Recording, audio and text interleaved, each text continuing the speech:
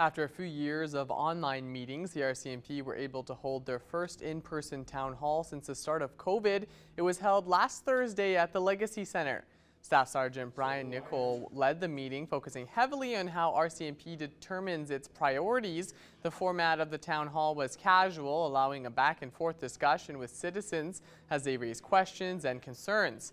How RCMP handles mental health-related calls was a major topic for the evening. Staffing levels and road noise related to speeding were also top of mind among the attendees. Discussions like these help the RCMP create the next year's priorities. Students in Bonnyville have been utilizing the modernized Bonnyville Centralized High School since last September, but COVID restrictions held off a grand opening until now. Dignitaries came together to celebrate what's being called a new community hub. Education Minister Adriana LaGrange and MLA Dave Hansen were just some of the guests on hand for the grand opening of the modernized Bonnyville Centralized High School. These renovations are a long time coming after students spent 2 years at the Bonnyville and District Centennial Center during construction. We had classrooms, sort of, no ceilings. It was cramped. We had to rotate. We had to be very flexible. There were lots of growing pains. Principal Mark Santazzo says some of those displaced students face challenges in the temporary space and thanks the school community for their patience. We had some students that really had a tough time over in the new building just because of the sound that was there and the difficulties. But now that we're back here, we're happy to have your kids here. We're seeing our enrollment go up and up. The renovations included the construction of a new school gym, upgrades to classrooms and mechanical systems, as well as new labs. We offer foods and culinary here at a commercial level. We've got some commercial equipment that we were able to purchase and put in place. We've got a beautiful brand new Cosmo suite and lucky enough to have some staff on our list to be able to help the kids with that. The upgraded labs, the technology that's been advanced into the schools. I always enjoy seeing the big, bright, open, airy spaces. Oftentimes in the past, schools were just, just classrooms with small ceiling levels and weren't really conducive to ensuring that our students had the ability to grow. The province hopes this infrastructure refresh will give the students and staff a new positive learning environment. I really just love seeing the fact that we've taken something that was existing, an older school that still had life in it, and we're able to create a new modern school for modern day students, and that we are able to give them a new purpose and a new journey through their educational journey. BCHS offers 9 to 12 programming for close to 320 students. It's officially spooky season, and the Lloydminster and District Co-op have partnered with the Lloydex to put on a new Halloween-themed event, Trunk or Treat. RIB St. John has more. Instead of going door to door, trick-or-treaters will walk trunk to trunk in a warm and safe indoor environment. Businesses are encouraged to participate by registering a vehicle to hand out candy. You do have options that you can bring, either a small car, a small SUV. We are opening up to different community members as well. So say if a tractor organization would like to bring a small lawn tractor in, they can bring those as well, but they must have some sort of box attached to it, like a bucket or something, that they can provide the candy in or the goodies. The expectation is that the event is filled with different businesses and organizations taking part in handing out candy with decorated vehicles that show off the Halloween theme.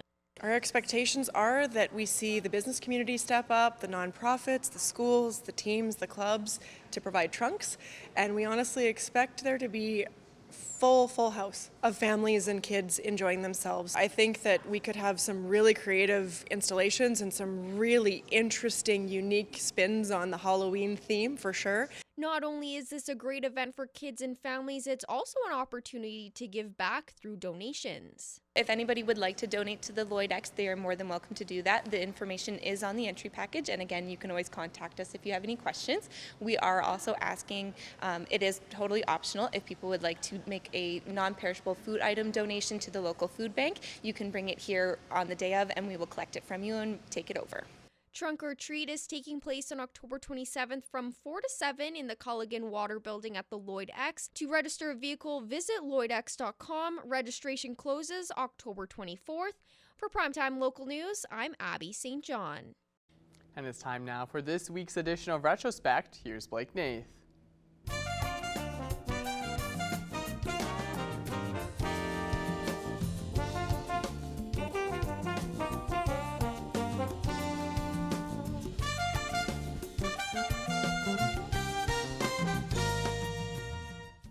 This week in retrospect. Back in '92, seizures of illegal narcotics are on the rise. We check in with the RCMP about the facts of the matter.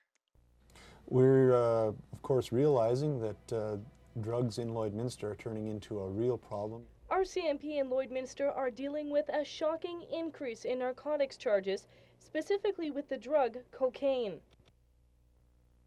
The number of cocaine trafficking charges has gone up 600% since last year, and RCMP Constable Dale Cox says it just goes to show cocaine is no longer the rich man's drug.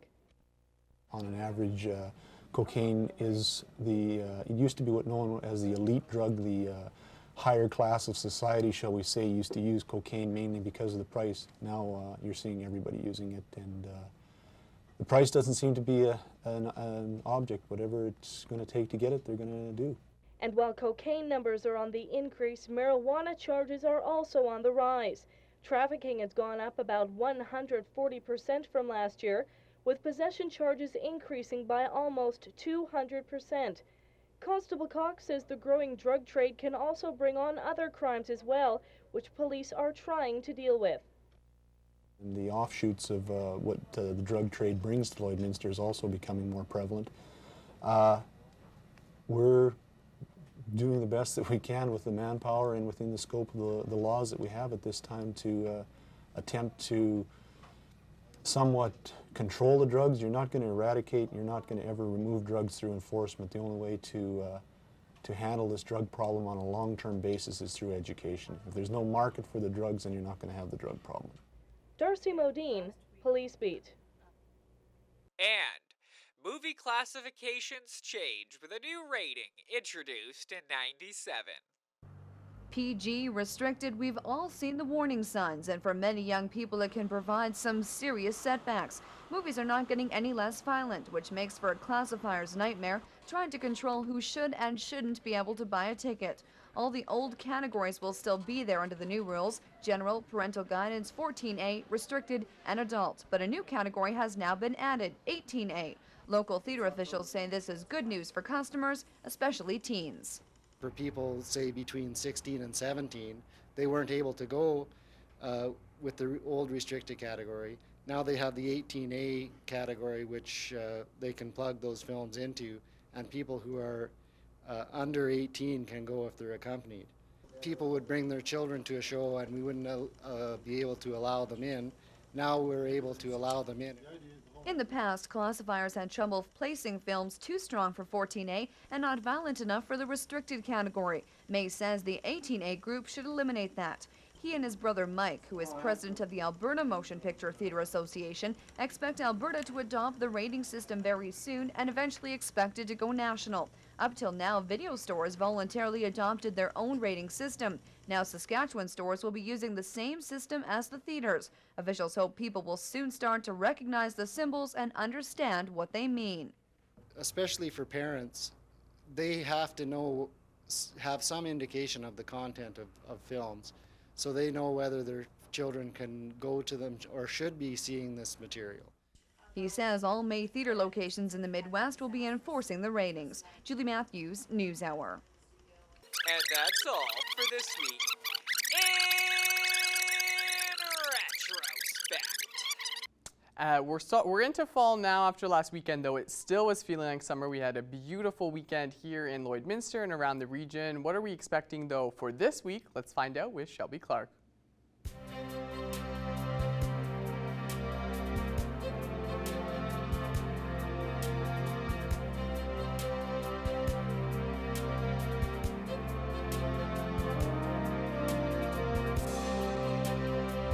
you so much, Mr. Jace Mackey. Yes, seen a beautiful day here in the border city to start off the week, and we did see a beautiful weekend here in the border city and the surrounding areas. So really nice to see that we are seeing some nice warm temperatures as we are more into the fall season now. Hopefully that continues throughout October. Let's just hope and pray that this, this stays, because we are seeing some beautiful sun even for today. We were just sitting at 19 here right now in the border city, and we saw a lot more sun peeking behind those clouds in the sky throughout the day, so it felt pretty warm out there if you stepped outside whatsoever. We were still in those that t-shirt and shorts type of weather. Switching over to temperatures across the region for Alberta and Saskatchewan. On the Alberta side, kind of matching with us here in the border city with those conditions. Most spots just at 19, 20 degrees, 18 up in Bonnyville, while the 17 in Cold Lake, but that's as cool as it probably gets there, except for Lac La Biche at 16, so not looking too bad on our Alberta side. Switching over to our Saskatchewan side, they are looking slightly warmer as well, slightly matching with us on our Alberta side. The coolest they see on this one is 16 up in Isle Cross. They start to warm up from there. 17 for Meadow Lake, while most spots are just seeing 18 over on this end. 19 down in Maidstone, and Macklin is seeing the warmest with that 21. Meanwhile, over in North Battleford, they are just seeing 20 degrees. And for North Battleford, they will be going down to a low of 7 for their evening low. So seeing that single digit, of course, as we kind of continue on through our fall season. Not looking too bad for those temperatures, though, way better than those minus marks. So I think we're all pretty grateful to still see those single plus digits. 22 degrees for tomorrow that North Battleford will be expecting with a mixture of some sun and cloud. Cold Lake will be going down to a low of 6 and seeing 19 tomorrow with a little bit more sun peeking behind those clouds, which will be nice. A little bit warmer than what they are seeing currently. And for us, we'll be going down to a low of 7 and seeing 20 tomorrow and seeing a little bit more sun peeking behind those clouds, kind of continue on. So we are going to see another beautiful day tomorrow, which is nice to see for the week. And now ending off with our look at our 3-day forecast to kind of check out after Tuesday. We'll be looking at that 10 on Wednesday, so definitely cooling down Wednesday, unfortunately. Seeing that low of 4 as well with a little bit more cloudier conditions, but don't worry, Thursday we'll warm it up a little bit slightly to 12 and seeing a little bit more sun peeking behind those clouds on Thursday. That's a first look at your weather forecast. We'll have more coming up after the break.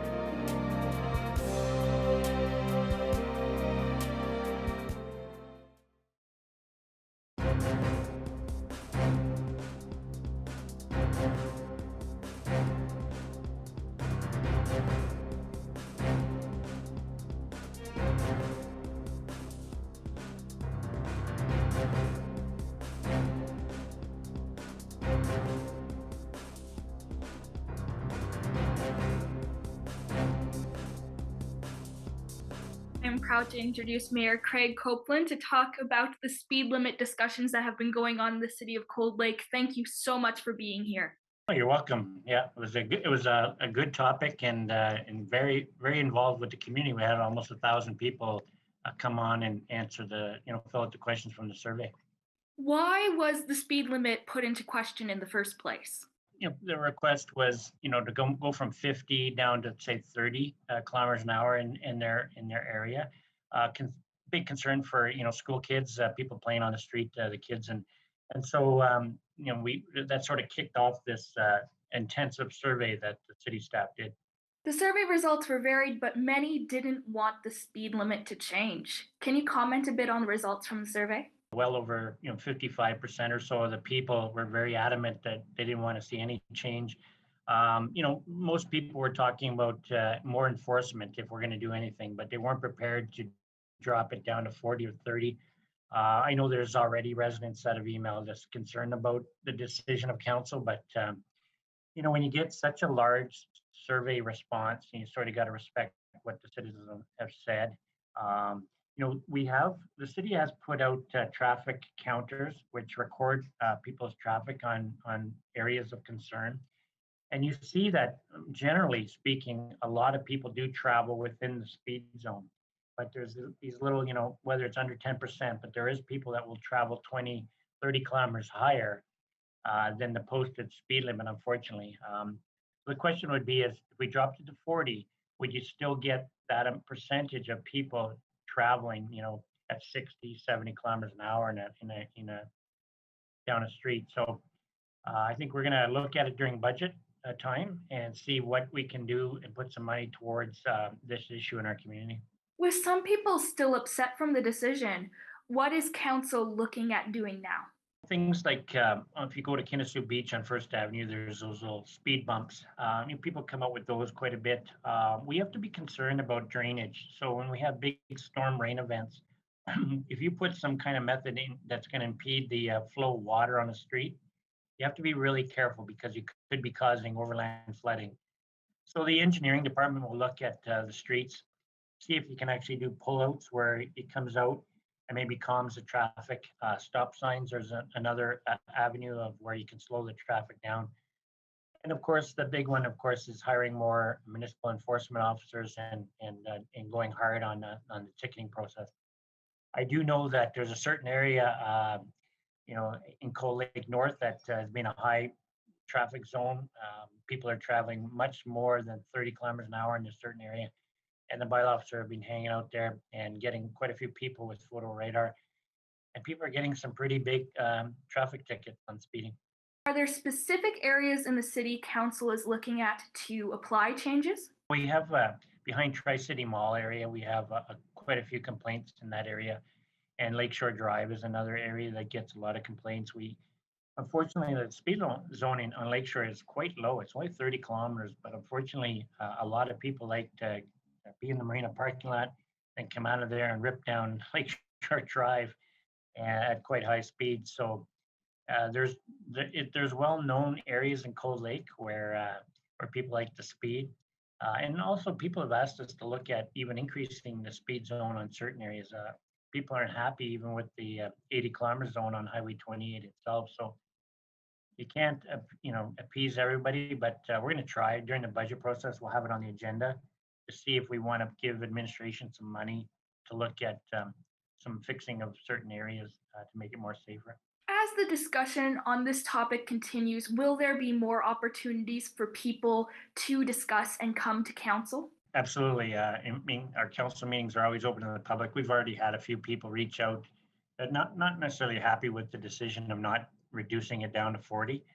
But we've also heard from people that are happy that we kept it at 50. But, like I said, during the budget, we'll have to see if we're prepared to go further, right?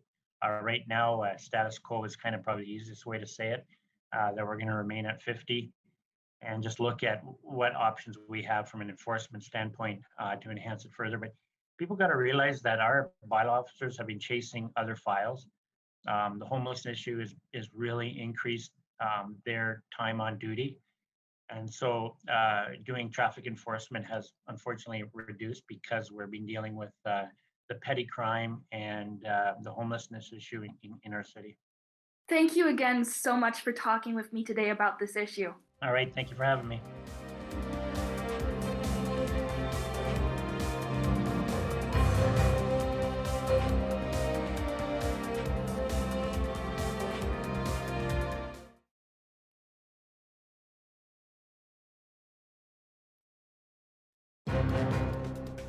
Furniture set and design supplied by Furniture Gallery and Furniture House, downtown Lloydminster. Joining us today for Primetime Local News is owner of Center Stage Studios, Catherine Edwards. Thank you so much for taking the time to speak with us today, Catherine. Thank you for having me. Of course, no problem. Just really wanted to help get the word out there. So Center Stage Studios is having a bottle drive on October 15th. So what will the proceeds be going towards? All of the proceeds that we raise from our bottle drives goes directly into our musical performances. Last year we did Susical Junior, which went over amazingly well in the community. We filled the seats of the Vic Juba Theatre. And this spring, we're also going to be doing another musical production. This year, we're going to be doing Matilda Junior, which a lot of people have been excited about. I've been excited about. It's one that we've wanted to do now for, oh gosh, probably about 4 or 5 years. So we had to put it on the back burner due to the pandemic and everything like that. But we're ready to go forward. And so the money that we raise from these bottle drives, they go directly towards the production, which means any costs that are incurred throughout the production. So licensing, scripts, theater rental, costumes, set construction, publicity. There's a lot that goes into a production like this. So, which means that there's a lot of expenses. So everything that we raise goes directly towards that. Oh, perfect. And yes, Matilda Jr. sounds absolutely adorable. So I'm sure many people around here in the border city are excited to be able to catch that. And you're saying that you have had a bottle drive like this in previous years. So how many years now has Center Stage Studios been having these drives? So this is actually our second year of operating under Center Stage Studios. So this is actually our second bottle drive that we've had. And last year was really successful as well. And we're hoping to match and surpass that success this year. Well, I bet the expectation and most likely seeing the support here in the border city, you will get that strong support once again for this bottle drive. And how did the idea initially start up to have these drives for your musicals? What really inspired this to know you'll get that strong support to help support with the musicals? Well, we have a parent volunteer group that's really active in um, helping raise money for our program.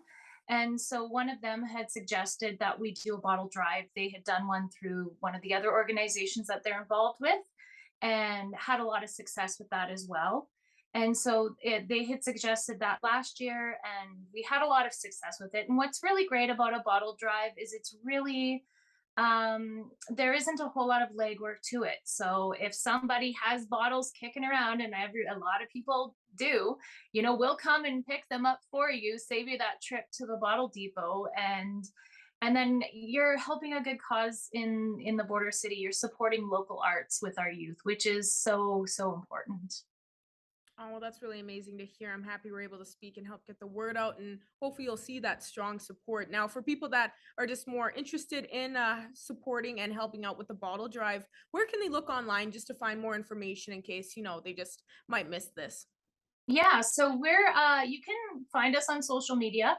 We're Center Stage Studios Lloydminster, CENTER. The little bit of a spelling there that sometimes people get mixed up, but so Center Stage Studios Lloydminster, or you can also find us on Instagram, which is Center Stage_Studios. If you do have bottles that you would like to donate and maybe you're away on the 15th or we might miss your house, you can always message us as well. And that's at admin@centerstagestudios.ca. And you can contact, that would be myself, and we can make arrangements to come and pick up those bottles from your place. Oh, perfect. Well, once again, thank you so much for joining us today, Catherine. I'm glad we're able to speak and be able to get that out there. Hopefully, you see some strong support, which I know you will. And good luck with Matilda Jr., the musical. It sounds like it's going to be great. It will be, I promise you. And now we'll take another quick look at your overnight temperatures for the surrounding area across the region. We will be seeing some nice temperatures for our evening lows, a low of 6 and 7 at most we'll be expecting. So just be grateful because, it's way better than getting those minus marks that we will be heading into here. So I think most spots will be seeing quite a beautiful night tonight, and hopefully this will continue throughout the fall season. And then off with another look at your 7-day forecast. We will be seeing a beautiful day tomorrow at 20 with a mixture of some sun and cloud. Hopefully a little bit more sun peeking behind those clouds throughout the day. Seeing that 10 Wednesday, so definitely cooling down Wednesday in the middle of the week there. But we will be picking it back up on Thursday with a lot more sun peeking behind those clouds. Seeing 18 on Friday, so a nice warm day to start off our Thanksgiving weekend. So we'll be seeing a nice beautiful day on Friday just in time. 14 Saturday with a mixture of some sun and cloud. Seeing that 12 on Sunday. So we got some nice fall temperatures for our Thanksgiving weekend. Hopefully everybody got some nice plans to head outside and enjoy some good quality time with their friends and family. And then heading into next week, just to end off the weekend, we'll be seeing 14 to start off the week. Thank you so much for that, Shelby. It's wonderful to be seeing some actual fall temperatures here in fall. You're saying earlier it's this past weekend was shorts weather, and to have that in October, we'll definitely take it. Thank you so much for that. And thank you all for joining us for Primetime Local News. This ends our first hour, but stick with us. Our second hour continues next.